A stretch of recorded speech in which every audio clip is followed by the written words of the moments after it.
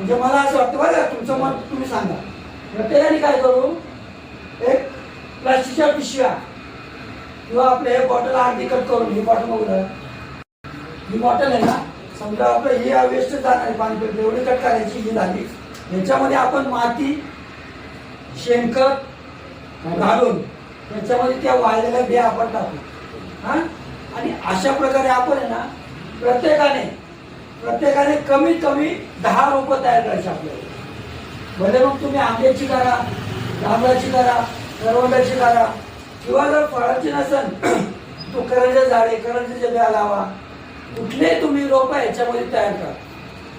असं मला हा, खाल्लेल्या फळांची बी वाया घालायची. हा, तुम्हाला कसं वाटतं, ही योग्य आहे का अयोग्य आहे? योग्य आहे ना. मग आपण काय करू,